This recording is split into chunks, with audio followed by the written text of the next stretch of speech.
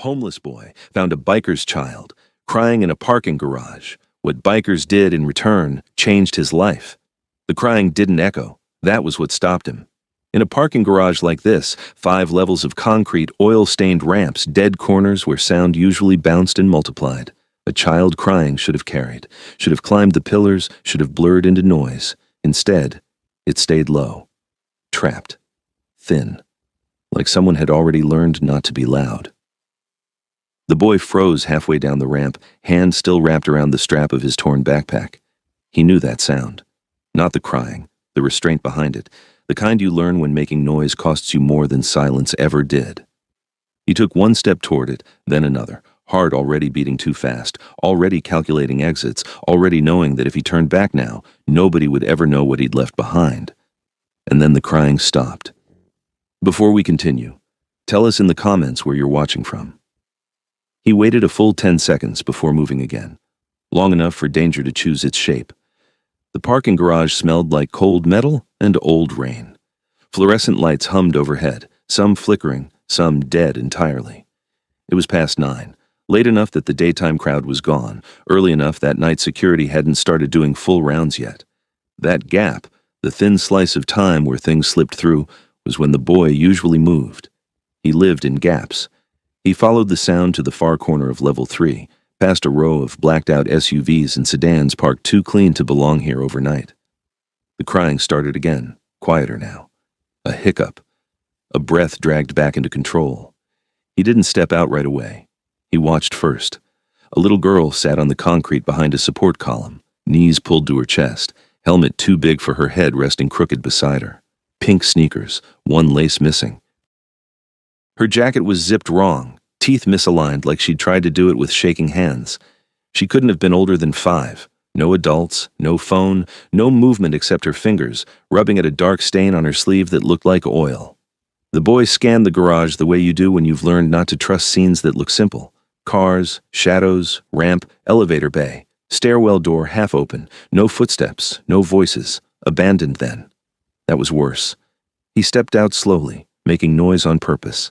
His boots scraped the concrete. He kicked a pebble, let her hear him coming. The girl looked up fast, eyes wide, fear snapping sharp into focus. He stopped immediately and raised both hands. "Hey," he said, voice low, careful. I'm not here to hurt you." She didn't answer. She clutched the helmet tighter. "Did you get lost?" he asked. No response, just breathing, fast, controlled again. He crouched, keeping distance. "It's cold down here," he said instead. "Concrete pulls the heat out of you." That got her attention, a tiny nod, almost involuntary. "Where's your dad?" he asked, then immediately wished he hadn't. Her lip trembled. "He said stay by the bike," she whispered, "but I got scared." The boy's chest tightened. Bike, singular. That meant someone was coming back, or someone had already left. "How long have you been here?" he asked. She shrugged. It was still light. It wasn't light anymore. He stood and paced once, fast, mind racing. If he stayed and someone came back angry, he'd be blamed. If he left to get help, she'd be alone. If he called police, no. Not with his face, his record, his lack of anything resembling an address. He looked at the girl again, small, quiet, trying so hard not to be trouble. He made his decision the way he made most of them, by staying. "Okay," he said, taking off his hoodie despite the cold and holding it out. "We're gonna wait, together. I'll stand over there so you can see me. You can keep the helmet." "That's smart." She hesitated, then reached for the hoodie. Her fingers were freezing. He positioned himself between her and the ramp, back to the open space, eyes on the garage entrance. If someone came, they'd see him first. Minutes passed. Then tires squealed somewhere above. Then engines, plural, low, heavy, not cars, motorcycles, a lot of them. The boy felt it before he heard it fully, the vibration in the concrete, the way the air changed. He didn't turn around. He didn't move away from the girl. He just stood there, heart pounding, knowing that whatever came next would decide whether staying had been the bravest thing he'd ever done or the worst mistake of his life. He didn't turn around when the engines got closer. That was instinct, not courage. Turning your back on a child to look at danger felt like the wrong order of priorities. If something went bad, it would go through him first. That was the rule he'd just accepted without thinking it all the way through. The motorcycles rolled in from the upper levels, one by one, then in pairs. then enough that the sound stopped being countable and became a presence. Not chaos, structure. The engines weren't screaming. They were controlled, throttled low, echoing through the concrete like a warning given calmly. The girl felt it too. She pressed closer to the column, helmet clutched to her chest, eyes fixed on his face. "Are they mad?" she whispered. "I don't know," he said honestly, "but you stay right here. Don't move unless I tell you." She nodded. She was good at listening when it mattered. That scared him more than the bikes. Boots hit concrete behind him, not rushing, walking. Heavy steps spaced out, like whoever they belonged to didn't need to hurry to prove anything. "Easy," a voice said from somewhere behind his left shoulder. Male, calm, older. "Nobody's in trouble." The boy swallowed and slowly turned his head just enough to see without stepping away. 3 men stood 10 feet back. Leather jackets. Cuts worn soft with age. Helmets still on 2 of them, visors up. The third had his helmet hooked on his bike, and his eyes locked on the girl, not hungry, not angry. Focused. "Whose kid?" the man asked. The boy shook his head. "Found her crying. She said stay by the bike." The man exhaled through his nose. "Yeah, that tracks." More bikes settled around the level, not boxing them in, but closing exits quietly. No one reached for anything. No one shouted. It felt less like a confrontation and more like a perimeter being drawn around a mistake. The man stepped closer, hands visible. He crouched slightly so he wasn't towering over the girl. "Hey," he said gently. "What's your name?" She hesitated, then whispered it. The man nodded like he was memorizing it. "Okay, you did good staying put." He looked back at the boy then, really looked at him. Thin jacket, worn boots, backpack held together with a knotted strap. "You her dad?" he asked. The boy shook his head again. "No, I'm just here." The man studied him for a long second. "You didn't leave?" "No." "Didn't call it in?" "No." "Didn't try to move her?" "No." The man stood and turned away, speaking to someone off to the side. "She's safe. Found on 3. Kid stayed." A ripple moved through the garage, relief maybe, or something heavier. Another biker approached, older, gray in his beard, eyes sharp. He knelt in front of the girl and held out a water bottle without pushing it into her space. "Your dad's losing his mind upstairs," he said quietly. "Whole place locked down." She nodded like that made sense. The first man turned back to the boy. "What's your name?" The boy hesitated. Names stuck. Names followed you. "Evan," he said finally, not sure why. The man nodded. "I'm Mark." Mark looked at him again, then at the girl, then back. "You know what would have been easier?" Mark asked. Evan didn't answer. "Walking away," Mark said. "Most people do." Evan shrugged. She was cold. That answer landed harder than anything else he could have said. From somewhere above, a voice shouted a name. Panic, relief crashing together. Footsteps ran down the ramp. Mark raised a hand, signaling calm, and turned to Evan one last time. "You did right," he said, "and right doesn't go unnoticed around here." Evan didn't know what that meant yet. He would. The father arrived running, not riding, not calm. He came down the ramp too fast, boots slipping once on oil, helmet banging against his leg because he hadn't bothered to clip it. His face was red, eyes wild, scanning past the bikes, past the men, until they landed on the girl. There. He stopped so hard, his body rocked forward. "Oh, thank God," he said, voice cracking, and then louder. "Jesus Christ, I told you to stay put." The girl flinched. Evan felt it before he thought about it. He shifted half a step closer to her, not touching, just enough that she didn't feel alone in the open anymore. It was automatic. The same instinct that had kept him alive most of his life. Put yourself where the hit would land first. The father noticed. His eyes flicked to Evan, took him in, the backpack, the hoodie, the fact that Evan was between him and his kid. "Who the hell are you?" the man snapped. Mark stepped forward before Evan could answer, not fast, just decisive.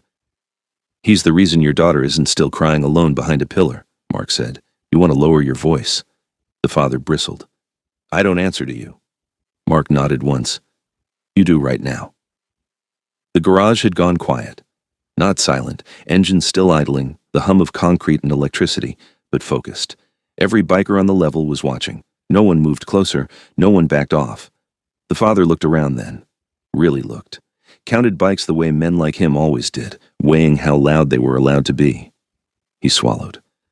I was only gone a minute, he said, too fast, defensive. She panicked. Kids do that. The girl shook her head, small, violent. You said don't move, she whispered. You didn't come back. Mark held up a hand. We're not doing this here. He knelt again, eye level with the girl. You hurt anywhere? She shook her head. Just cold. Mark nodded. He stood and turned to the father. You want to take her home. That's natural. But before that happens, you're going to slow down. For what? The father demanded. This is insane. You can't just surround people. Mark didn't argue. He gestured to one of the older riders. Call it in, he said. The father's eyes widened. Call who? Her mom, Mark replied calmly. She's on the contact list. So is your brother. So is security. The father stiffened. That's not necessary. Mark's gaze sharpened. Then you won't mind it. A biker stepped away, phone already out. Evan stayed quiet. That was his skill, knowing when silence was safer than words. He watched the girl instead. The way she kept glancing at him like she needed confirmation he was still there, like if he vanished, the floor might go soft again. The father noticed that too. She doesn't know you, he snapped. She shouldn't be near you. Evan didn't flinch. Mark spoke instead. She chose him. That landed wrong. The father stepped forward. That's enough, he said, pointing at Evan. Get away from my daughter. Evan looked at the girl. She didn't move toward her father. That was when the atmosphere changed. Not aggression, gravity. Mark stepped between them fully now. You don't get to bark orders like that after losing track of your kid in a garage full of blind corners. I didn't lose her, the father shot back. She wandered. She stayed, Evan said quietly before he could stop himself. Every eye turned to him. Evan felt heat crawl up his neck. He hadn't meant to speak, but the words were already out. She stayed where you told her, he continued, voice low, steady. You didn't come back. The father stared at him like he'd just noticed Evan was human. You don't know what you're talking about. Evan shrugged. I know she was alone. Silence again. Thick now. Mark exhaled slowly. All right, here's how this goes. We wait for the call, then you take your daughter home. And he nodded toward Evan, walks away. The father nodded too fast. Good, Mark continued. And then tomorrow, someone from the club checks in. With you, with her. The father's jaw tightened. Absolutely not. Mark didn't raise his voice. That wasn't a request. The phone buzzed. The biker who'd stepped away looked up. Mother's on the way, 15 minutes. The father swore under his breath. The girl finally moved then, not toward her father, toward Evan. She reached out and grabbed the edge of his hoodie, fingers tight. I don't want to be alone, she whispered. Evan swallowed. Mark saw it. Every rider saw it. The father lunged forward instinctively, not violent, just desperate, and Mark's hand came up, stopping him without touching. Easy, Mark warned. The father looked around at the wall of leather and steel and realized something important. This wasn't about him anymore. Mark crouched again, voice gentle. You won't be alone, but you're going with your mom tonight. That's happening. The girl hesitated, then nodded. She let go of Evan's hoodie. It felt heavier than holding on. As the tension bled out slowly, Mark turned back to Evan. You got somewhere to go? He asked. Evan hesitated. Yeah. It was a lie, but it was the kind people accepted. Mark studied him for a long second, then nodded. Stick around a minute after they leave. Evan didn't ask why. He already knew his life had shifted. He just didn't know how far yet. They left in layers. First the mother, arriving breathless and pale, eyes locking on her daughter like the world had narrowed to one point. She didn't argue. She didn't explain. She just dropped to her knees and wrapped her arms around the girl with a force that said never again, even if it was too late to mean it fully. The father stood off to the side, rigid, jaw set, saying nothing now. He'd burned through whatever authority he thought he had left. The bikes didn't watch him anymore. They watched the girl until she was safely buckled into the backseat of a car that didn't smell like concrete and oil. When the taillights disappeared up the ramp, the garage exhaled. Engines shut down one by one. Helmets came off. The shape of the place loosened like a fist unclenching. Riders talked quietly among themselves, voices low, practical. Some mounted up and rolled out without ceremony. Others lingered, checking phones, sharing looks that carried more than words. Evan stood where he'd been left, backpack strap digging into his shoulder, hands cold now that the adrenaline had drained. He didn't move. He didn't know where to move to. Mark approached alone. Up close, he looked older than Evan had thought at first. Not worn out, seasoned. The kind of man whose body remembered injuries his face didn't advertise. He stopped a few feet away and waited until Evan looked up. "You okay?" Mark asked. Evan nodded automatically, then corrected himself. Yeah. Mark accepted that for what it was. "You said you had somewhere to go," Mark said. Evan didn't answer right away. The garage felt bigger now, louder without the crying. "I've got spots," Evan said finally. "Depends." Mark nodded. "That's what I thought." He glanced over his shoulder. 2 riders were watching without pretending not to, not crowding, witnessing. "You eat tonight?" Mark asked. Evan hesitated. That question was always a trap. It came with expectations, with looks that changed when you answered wrong. "Earlier," he said. Another lie. Smaller than the last. Mark didn't press. He reached into the saddlebag on his bike and pulled out a wrapped sandwich and a bottle of water. He set them on the concrete between them instead of handing them over. "If you want it," he said. "No strings." Evan stared at the food like it might disappear if he acknowledged it too fast. He crouched slowly and picked it up, hands steady by habit even when his chest wasn't. "Thanks," he said. Mark watched him take a bite before speaking again. "You didn't have to stay."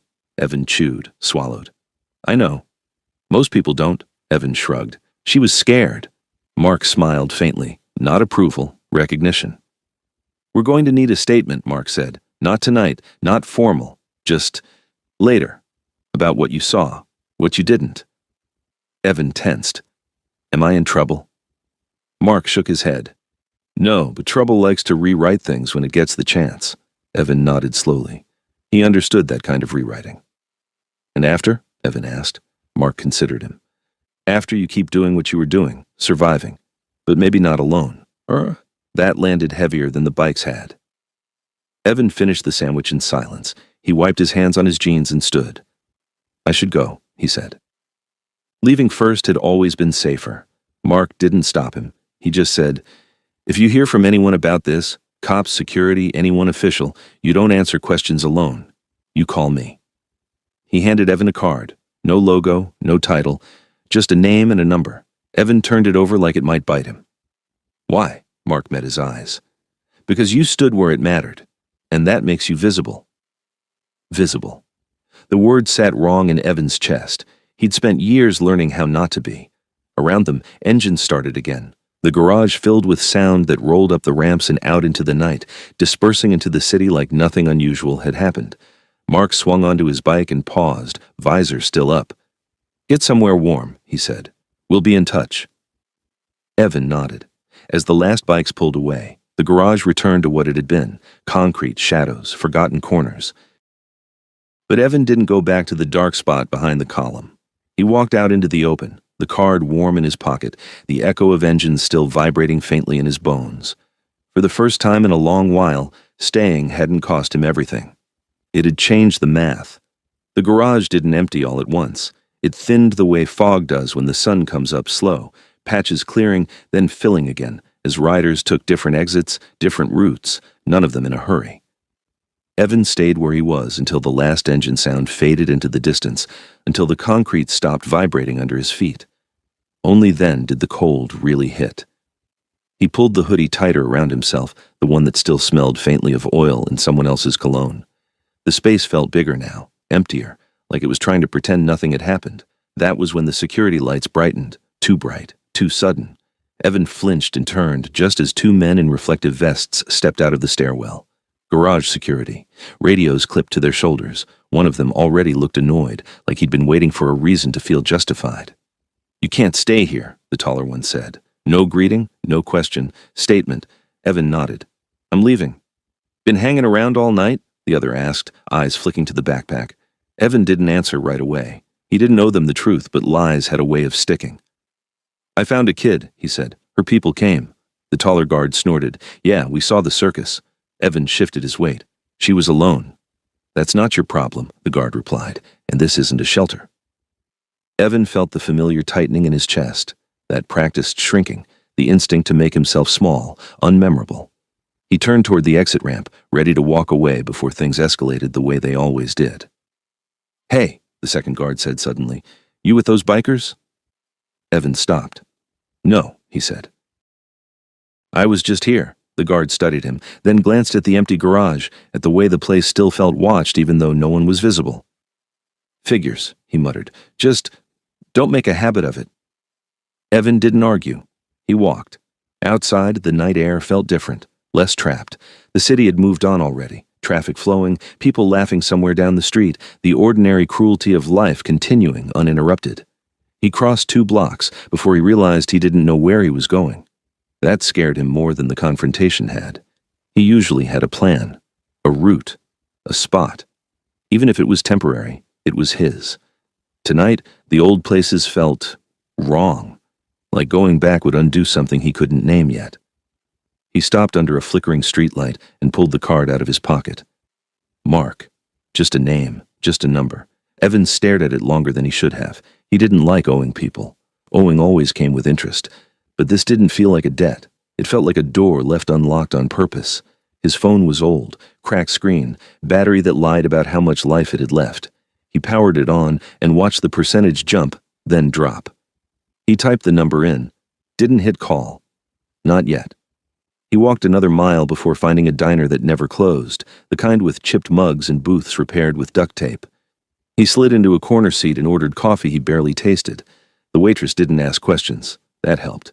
As he sat there, warming up, the night replayed itself in fragments, the girl's hand on his hoodie, the way the father's voice had made her shrink, the moment Mark had said she chose him. No one had ever chosen Evan.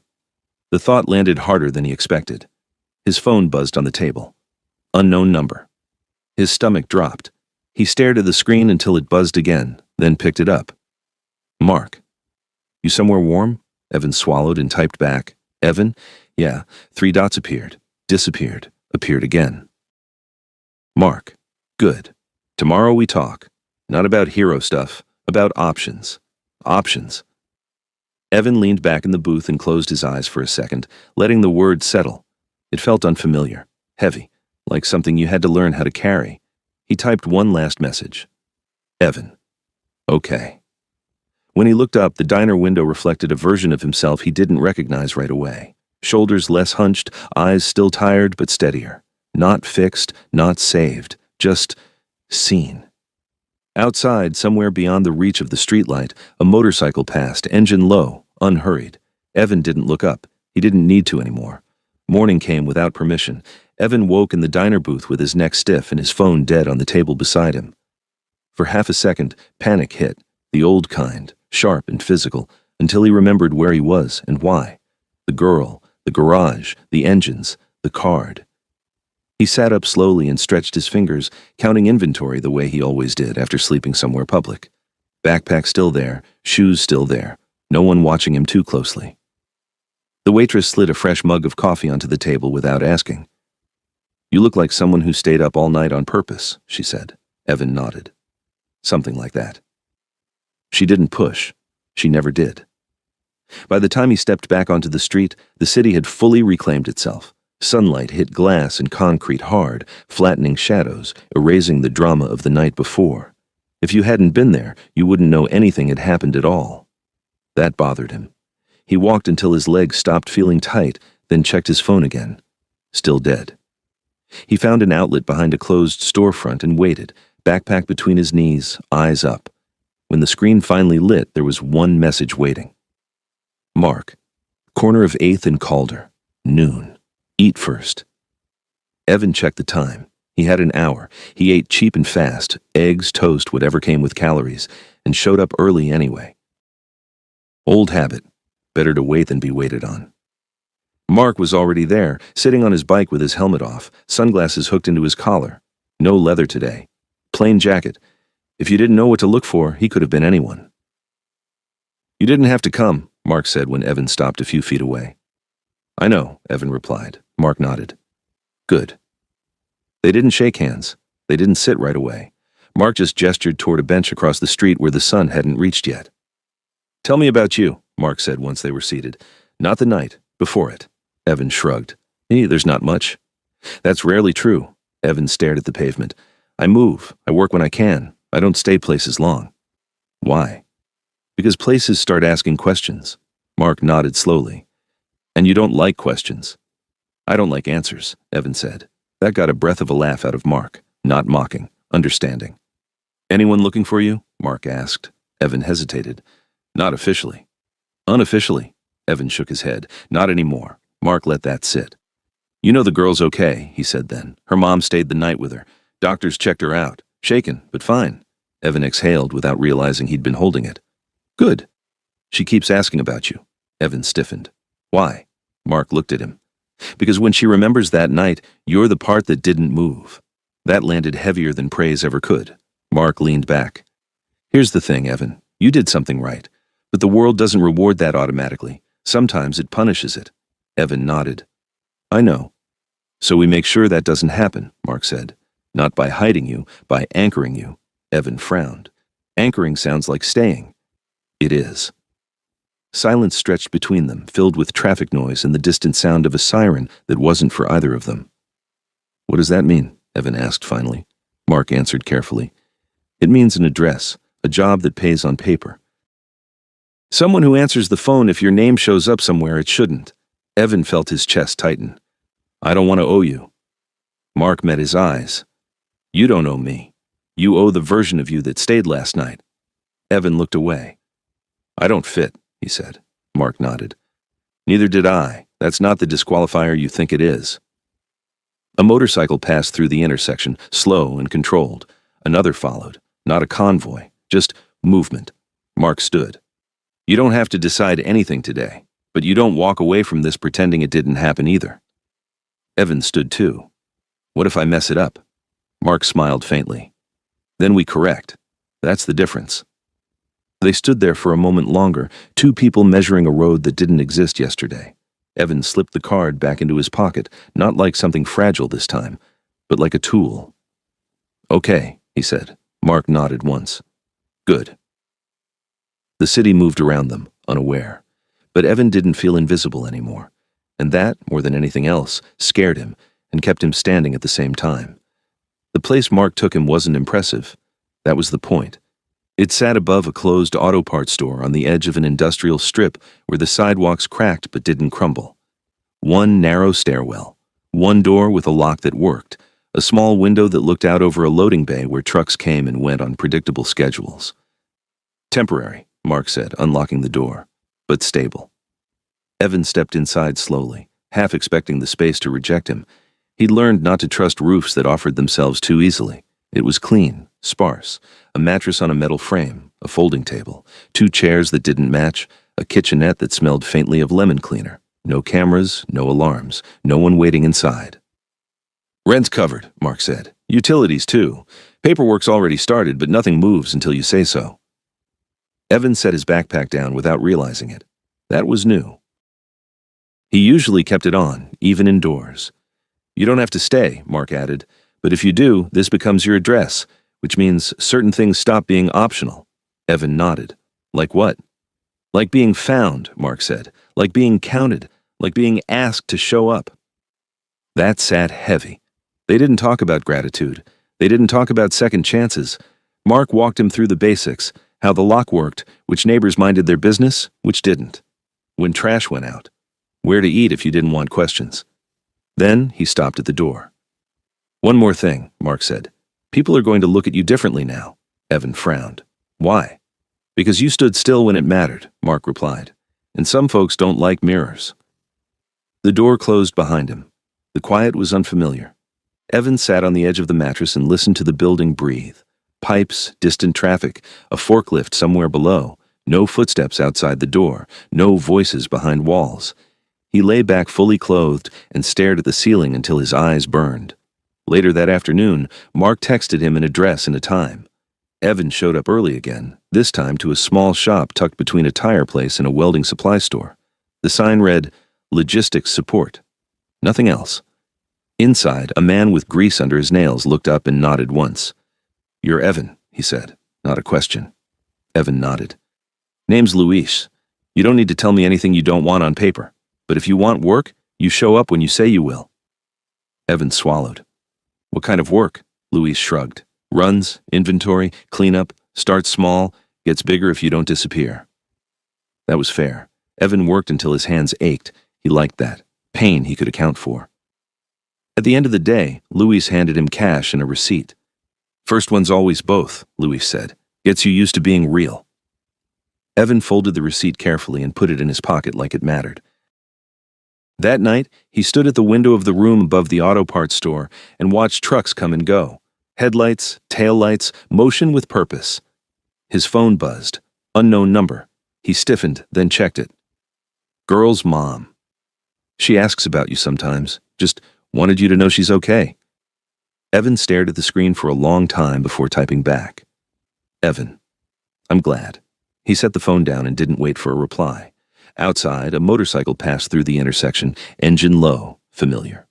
Another followed a minute later, not watching, just moving. Evan lay down and slept without holding his backpack. That was the real change.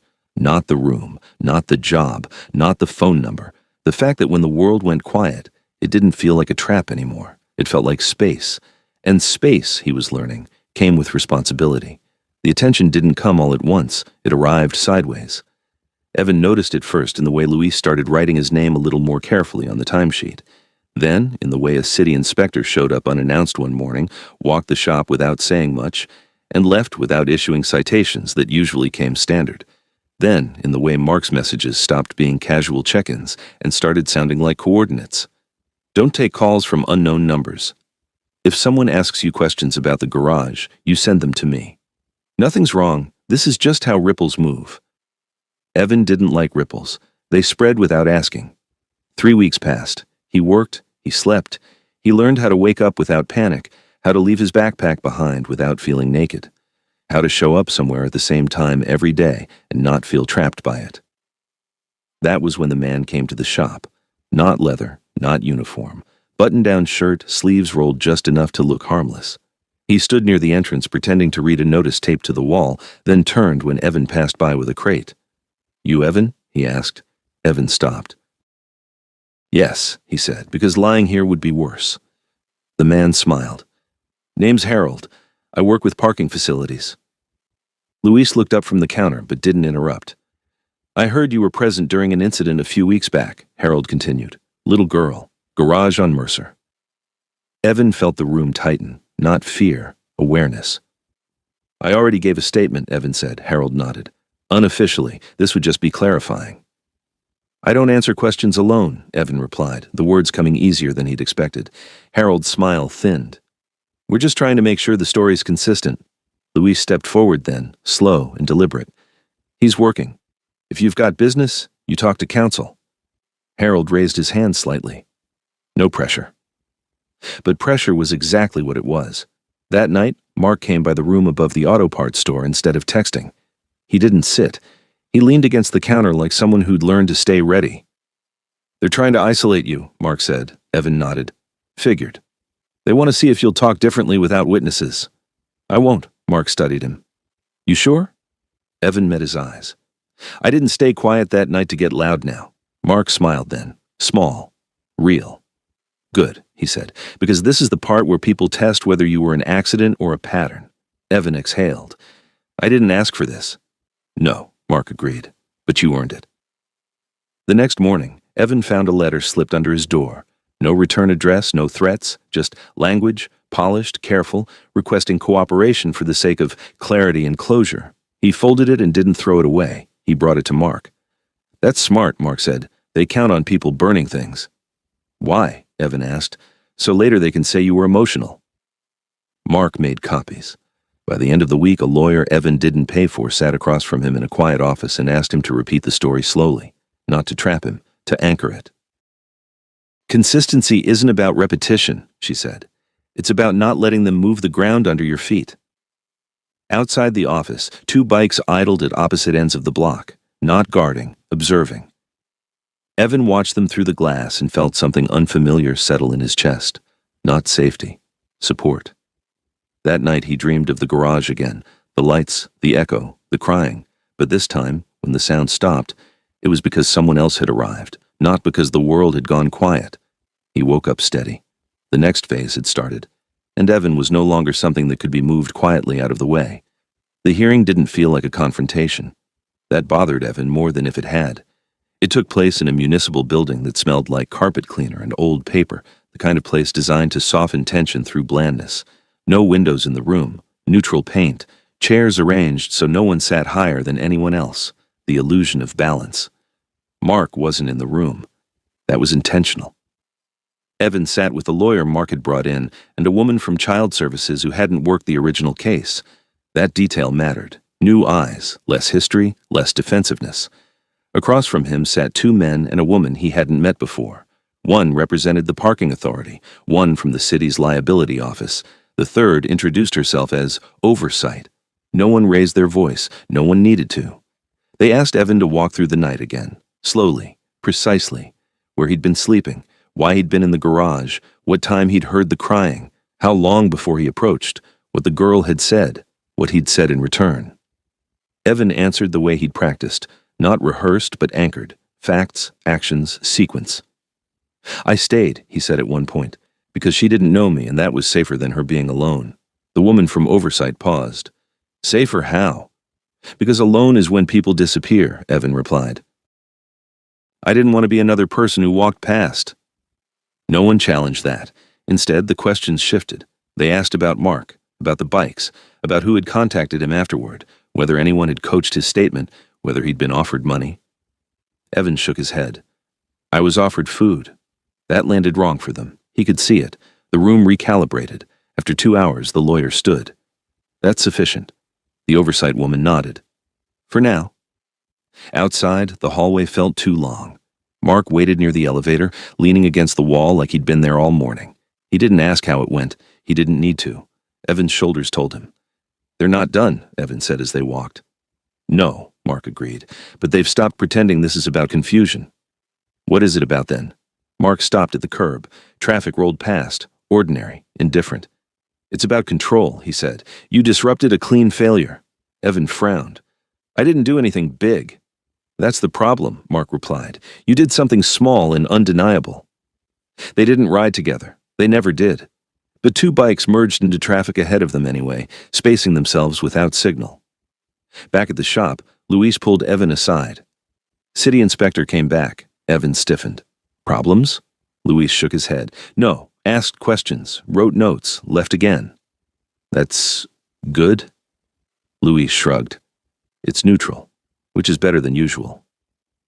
That night, Evan sat at the folding table in his room and opened the folder Mark had given him.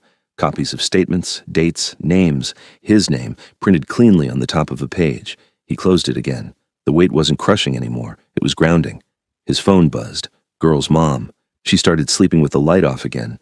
Evan stared at the message for a long time. Evan, tell her she was brave. 3 dots appeared. Disappeared. Girl's mom. She says you were. Evan set the phone down and leaned back in the chair. He didn't smile. He didn't need to. Somewhere in the city, people were deciding how much this would cost them, how far it would spread, whether it was worth resisting. And for the first time in his life, Evan wasn't something they could ignore into compliance. He went to bed knowing tomorrow would come with questions, but also knowing he wouldn't face them alone. That was the difference, and it was permanent. The pushback came quietly. No letters this time, no meetings, just friction. Small, deliberate inconveniences stacked in Evan's path like loose gravel. His hours at the shop got audited. The building inspector returned with a checklist twice as long as the last one. A bank flagged his newly opened account for review after a deposit that wasn't large enough to justify concern. Nothing illegal, nothing accidental. Evan felt it immediately. Not panic, pressure, the kind designed to make you second-guess standing still. Luis noticed too. They're testing whether you're expensive, he said one evening as they locked up. If you were alone, this would already be working. Evan didn't answer. He was learning when silence was strength, not retreat. Mark adjusted course without announcing it. Paperwork that had stalled started moving again through different offices. A phone call here, a name drop there, not threats, reminders, the kind that told people someone was paying attention without telling them who. They won't come at you head on, Mark said over coffee that had gone cold. They'll try to make normal life uncomfortable enough that you choose to disappear. Evan nodded. I won't. Mark studied him. You sure? Evan thought of the girl in the garage, of her helmet clutched too tight, of the way the world had assumed someone else was watching. Yes, he said, The first article appeared online 3 days later. No names, no photos. Just a paragraph buried under city updates about community response and unofficial assistance during a parking facility incident. It framed the outcome as orderly, procedural, inevitable. Evan read it once and closed the page. "They're trying to own the ending," he said. Mark nodded. "That's normal. What if people believe it?" "Some will," Mark said. "Truth doesn't need everyone." That night, Evan walked past the garage on purpose. He didn't go inside. He didn't linger. He just crossed the street and looked at the entrance from a distance, watching cars slide in and out like nothing had ever cracked open there. A man leaned against the pay station smoking, eyes tracking Evan too closely, not threatening, curious. Evan met his gaze and didn't look away. The man looked first. At home, Evan found a note taped to his door. No envelope, just paper. "You did the right thing. I wish someone had done it for me." No name. Evan folded it carefully and put it in the folder with the rest. That was when he understood what had changed. It wasn't that the pressure stopped. It was that it started to cost more than it saved. Somewhere in the city, a calculation shifted, not because of bikes, not because of noise, because one small decision had refused to be erased. Evan turned off the light and lay down, listening to the building settle. Tomorrow would bring more friction, more watching, more attempts to sand him down into something easier to manage. But the version of him that had stayed in the garage hadn't gone anywhere. And neither had the people who noticed. The shift happened on a Tuesday. Those were always the dangerous days. Too ordinary to trigger alarms, too quiet for witnesses to pay attention. Evan felt it before he could explain it, the way you feel weather change in your joints before the clouds show up. Luis called him into the office and closed the door.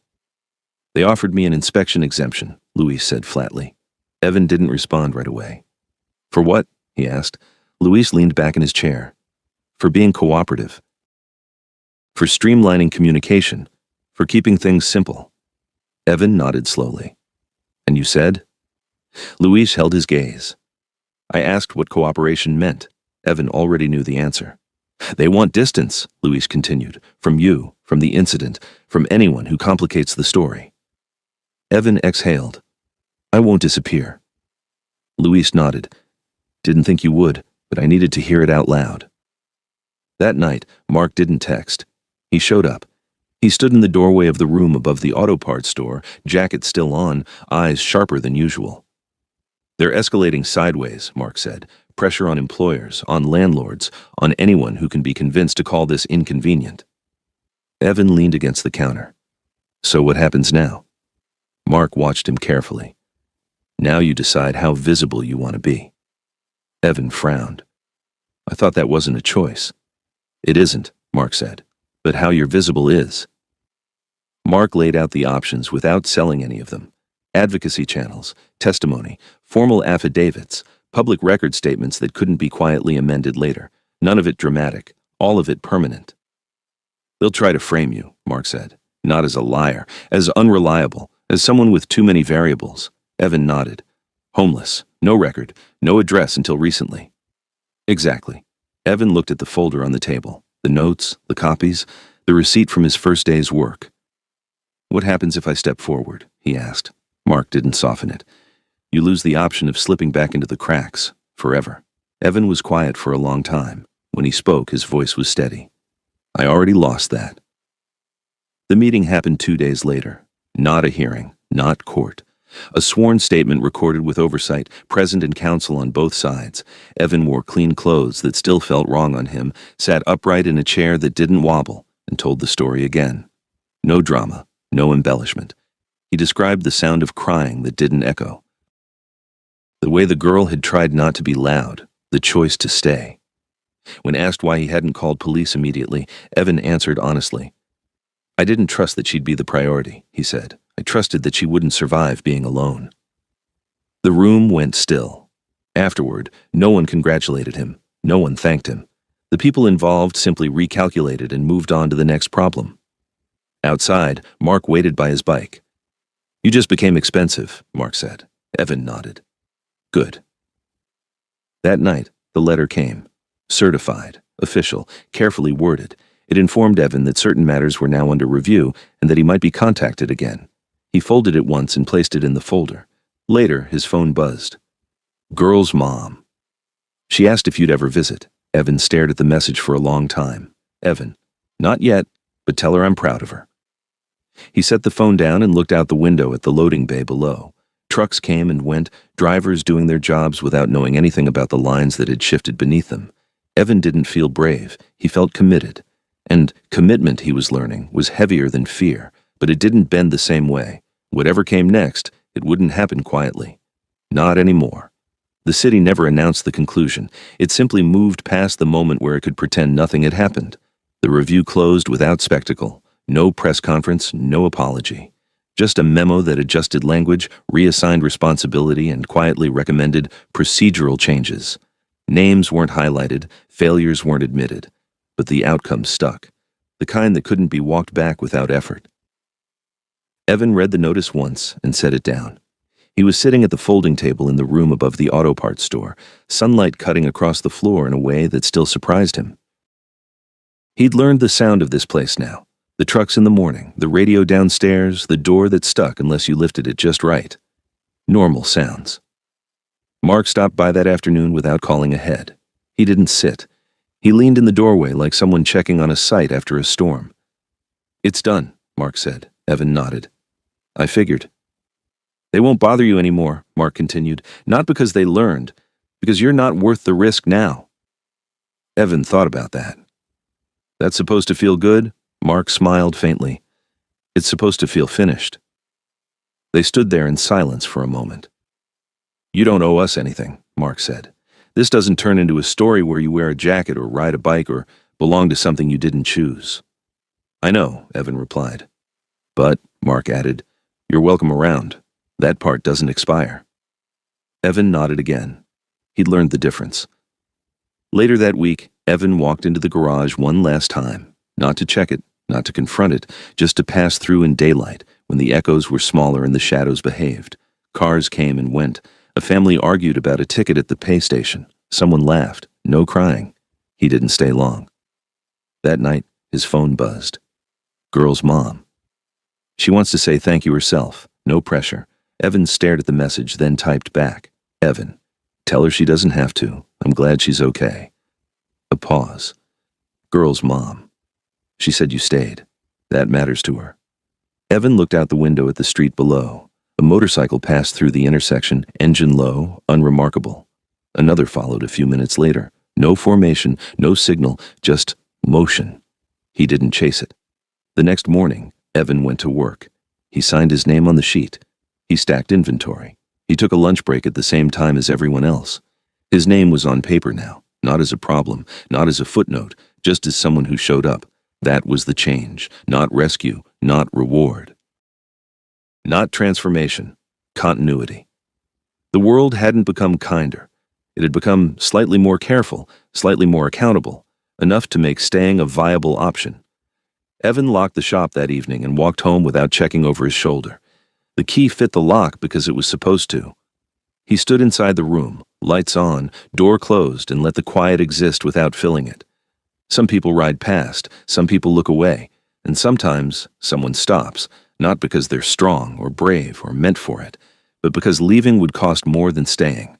That was all Evan had done, and it had been enough to change the shape of his life. Quietly, for good.